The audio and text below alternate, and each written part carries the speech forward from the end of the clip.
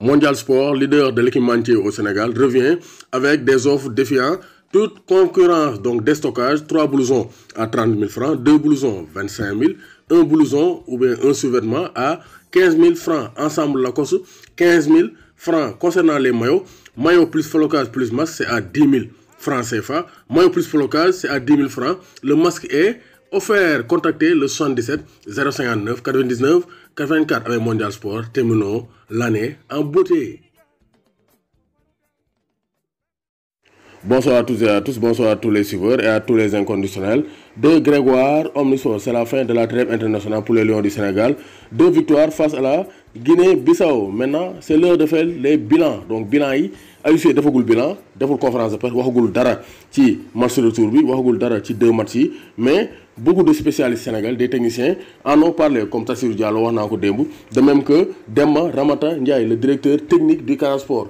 Keneen waxati na tey c'est Pape Ibrahima Faye, chargé de formation à Jambar, wax na ci attaque bi parce que attaque bi mën na am reconfiguration. Si Aliou Cissé le veut, attaque bi mën na am reconfiguration parce que gis nañ ne Opanguet voyait na de très bonnes choses. Opanguet, l'attaquant du FC Metz, de même que Boulaye Dia, il a montré de très belles choses. Donc lors de la double confrontation face à la Guinée-Bissau, mais aussi face au Maroc en match amical. Donc Pape Ibrahima Faye nee na Opanguet est meilleur qu'Ismaïla Sarr. Mooy le fait d'avoir beaucoup de bons joueurs n'est que bénéfique parce que abondance de biens ne nuit pas. Joueur yu baax loo ci am rek day gën a baax parce que donc ça renforce la concurrence et ça améliore la qualité intrinsèque de l'équipe. Donc mu ne on a vu que les Opanguet, les Habib Diallo, les Boulaye Dia ont gagné du galon.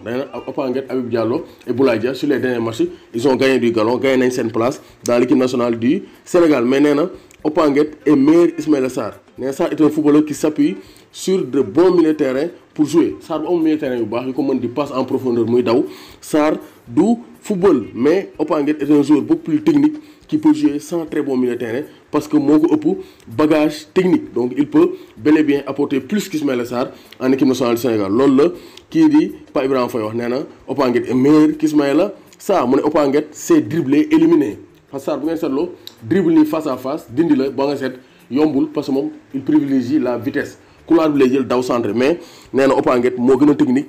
Quand on parle de technique, relation homme et ballon, Opanguet est meilleur qu'Ismaïla Sarr. Il est aussi meilleur que Keita Baldé. Nee na moo gën a technique Ismaïla Sarr, moo gën a technique Keita Baldé. Ce sont des joueurs qui comptent sur leur vitesse. Moo Ismaïla Sarr ak Diao Baldé. Keita mu ne mais Sarr devance Nguet par l'ancienneté et pas par l'état de forme. Parce que actuellement nee na Sarr doit progresser dans un football avec Watford, alors que Opanguet actuellement il fait partie des cadres du FC Metz, il fait partie des meilleurs attaquants de la Ligue 1 française. Donc nee na war nañoo mën a jox chance Opanguet en équipe nationale du Sénégal. Boulaye Dia aussi wax na ko nee na Boulaye Dia est beaucoup plus intéressant que Mbaye Niang. Loolu mooy je trouve que Boulaye Dia est intéressant parce qu'il a beaucoup d'activités offensives. Parce que gis nañ ko face à la Guinée-Bissau pas ñu ko bal ci tànk, mais Boulaye Dia il est présent, il sait bien se placer, il sait faire des déviations et à chaque fois il est là pour faire les bonnes remises. Donc waroon naa mën a dugal, mais Sadio Mané a tiré le ballon dans le petit filet. Mu ne Boulaye Dia est beaucoup plus intéressant que Mbaye Niang. Boulaye est présentement meilleur buteur de la Ligue 1 française, donc cela veut dire beaucoup de choses. Nee na Boulaye Dia war nañ ko gën a may chance en équipe nationale te il peut faire plus que les Mbaye Niang en équipe nationale du Sénégal. Mu ne je sélectionne Mbaye Niang et je laisse tomber Diao Baldé.